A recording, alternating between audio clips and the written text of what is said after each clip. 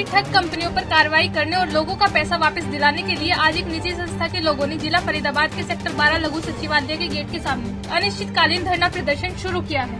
आपको बता दें कि धरने पर बैठे लोगों के मुताबिक देश में कई लाख चिट फंड और अन्य तरीके से लोगों के पैसों की ठगी करने वाली कंपनियां काम कर रही हैं और भोले भाले लोगों को बहकाकर ज्यादा मुनाफे का लालच देकर ठगने का काम कर रहे हैं। वहीं सरकार ने ऐसी बहुत सी कंपनियों के खिलाफ कार्रवाई करने का काम तो किया है, लेकिन उनके पैसे वापस नहीं आए। वहीं सरकार से प्रदर्शनकारियों ने मांग की है कि ऐसी कंपनी पर लगाम लगाई जाए और लोगों के खून पसीने की कमाई को वापस दिलाया जाए। साथ ही ऐसी कंपनियों के खिलाफ सख्त कार्रवाई की जाए।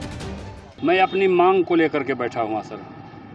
क्या मांग है आपकी? मेरी मांग है जितने भी कंपनियों के ठगी पीड़ित चाहे निवेशक हों या कार्यकर्ता हों, उनका बर्ड्स एक्ट के तहत 180 दिन में 203 गुना जमा रकम का भुगतान हो। दूसरी मांग है कि हमारे जितने भी कंपनियां हैं, इनके जो कार्यकर्ता हैं, एजेंट हैं, इनको एक न्याय मिल सके। तीसरी मांग है 1 जुलाई 2023 से नई जो भारतीय न्याय संहिता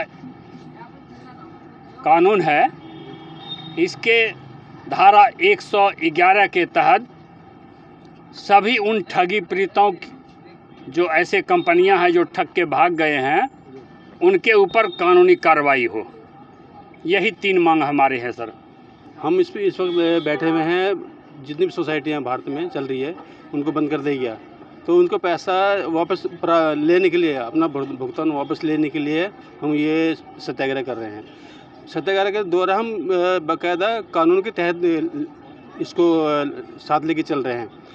2019 में भारत सरकार ने एक कानून पास किया था, बर्ड्स एक्ट 2019। उसके तहत ये था कि जितनी भी सोसाइटियाँ हैं सबको बंद कर दी जाए और उनका पैसा वापस दिलाया जाए।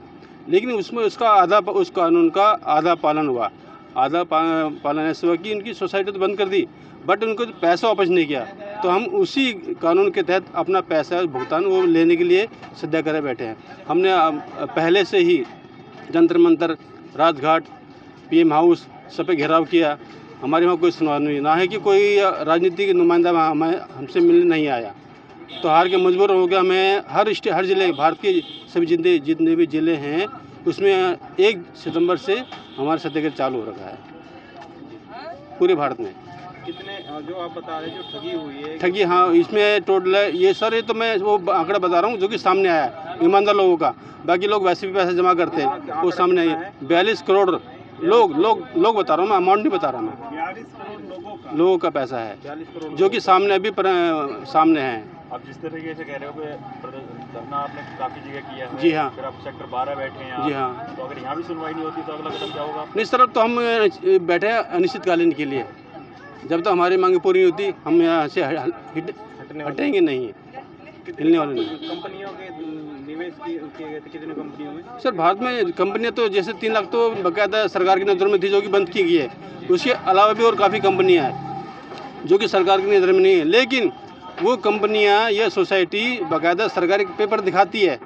और आपको शायद ध्यान होगा, एक RBI के द्वारा एक साइट लॉन्च की थी सचेत करके।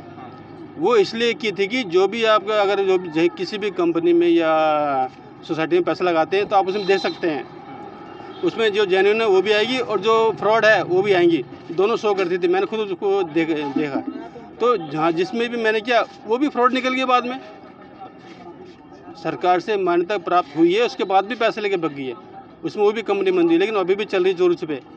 लेकिन उसके लिए प्रशासन का कोई किसी तरह की कार्रवाई नहीं होती है। क्या मानते हैं सरकार के साथ मिले जुले? हाँ सर, ये तो जाहिर सी बात है, इसमें कोई दोहरा है ही नहीं। अब ये मैं कहूँगा प्रशासन की इसमें कहने की कमजोरी है। बहरहाल अब देखना ही होगा कि सरकार इनकी मांगों को कब तक पूरा करती है। पंजाब केसरी टीवी के लिए फरीदाबाद से सुधीर शर्मा की रिपोर्ट।